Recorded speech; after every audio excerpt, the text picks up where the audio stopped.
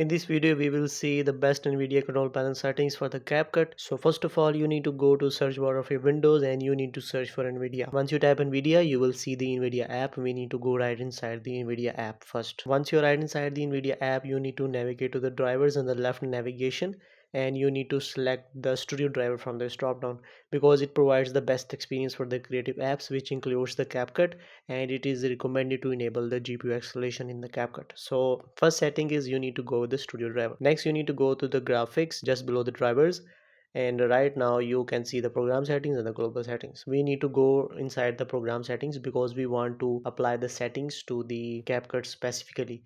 So for that, you can click on these three vertical dots and you need to click on add a program. Once you're right inside the add a program, you need to specify the path where your CapCut is located. So I will click on CapCut application file. Once you do so, your CapCut will be automatically loaded into the programs to customize. So first of all, we have the low latency mode. You can keep it as off because it is not related to the CapCut. For the CUDA GPUs, this setting is very important. You need to select your graphics card. For example, in this case, I have NVIDIA GeForce RTX 4050. So I will select this, use these GPUs, and I will select my GPU. I will click on apply. For image sharpening, we can go with the on and keep the sharpening as 0.50 and ignore film grain should be 0.17. That is very important because it will make your images and videos very crispy, and if you do not like the crisp in your videos, you can keep it as off. For the max frame rate, this does not directly affect the CapCut, but we can go with the maximum, keep it as on and keep it at 1000 frames per second. You can click on apply. For OpenGL GTI compatibility, this is a very important setting. You need to go to prefer performance. For the power management mode, you need to go to prefer maximum performance because we need the CapCut to be performing very fast while we are editing or watching the videos while we are editing. So we need to prefer maximum performance. For RTX dynamic vibrance, we can keep it as on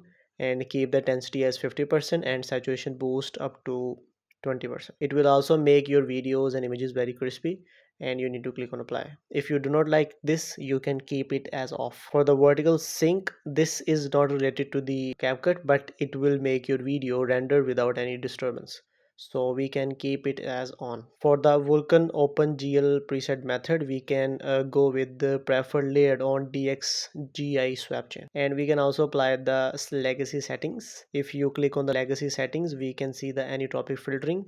You can keep it at 4x because it will increase the GPU power to be used by the CapCut. For the anti-aliasing FXAA, you can keep it as on because it will enable the FXAA technology in your CapCut. For background application max frame rate, you can also keep it as on. It does not make any difference in the CapCut, but it will make your videos very smooth. You need to click on apply. For texture filtering, any dropping sample optimization, you can keep it as on. It will optimize the performance in the CapCut. For texture filtering negative LOD bias, you can go with clamp. For the texture filtering quality, we need to go with high performance. For the texture filtering trilinear optimization, we need to go with on because it will enable the multi-threaded optimization in the CapCut. So once you are done applying these settings, make sure you have saved all these changes, and once you are done, you need to go to the CapCut. Now we need to go right inside the CapCut, and for that you can click on search bar of your Windows again, and you need to search for CapCut. So now you need to click on the CapCut application. Alright fellas, so once you're right inside, let me click on import and import a video so that I can show you which settings you need to apply for best speed and optimization. Alright fellas, so first of all, you need to click on this full under your player preview, and you need to click on this. Once you do so, you can see some settings here. I recommend to go with high quality or the medium quality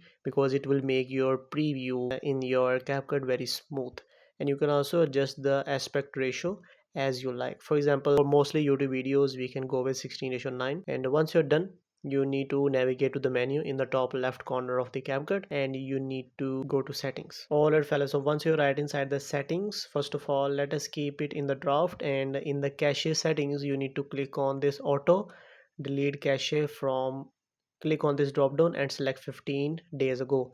It will automatically delete your caches from the CapCut, and it will increase your preview and the rendering speed. So next, you need to go to the edit, and you need to scroll down until you see the frame rate. Make sure it is selected as 30 frames per second. And once you're done, next you need to go to the performance, and first of all, in the encode and decode setting, make sure both of these options are marked as tick: speed up hardware encoding and speed up hardware decoding. And for the interface rendering, make sure render interface with the GPU, this is also selected as by default, this should be ticked. And for the auto optimization, make sure you click on this drop down and you need to click on smart optimization. It will enable the GPU acceleration in the CapCut. If you are editing 8K or 4K videos and your preview is very lagging, so you can keep it as on, because it will create proxies of your videos and you can edit the videos perfectly without losing any quality. Next, you need to scroll down and you need to click on auto clear and make sure it is 10 gigabytes. And for the auto render, make sure this is also turned as off, because we do not want the videos to automatically render the videos, because it will make your CapCut very slow. And once you are done applying these settings, you need to click on save. And one last thing that is very important, once you are done editing your videos, you can click on export. And once you're right inside the export, the resolution should be 1080 or 2K or 4K or 8K, that depends upon your settings, but the bit rate should be according to the resolution. For the best quality, your bit rate should be higher. No matter what you select in the resolution, your bitrate should be higher.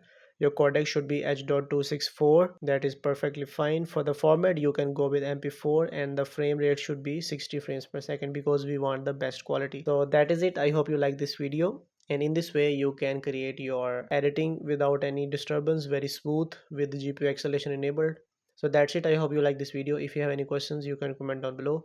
I will try my best to respond to you as soon as possible. Thank you so much for watching this video. Have a nice day.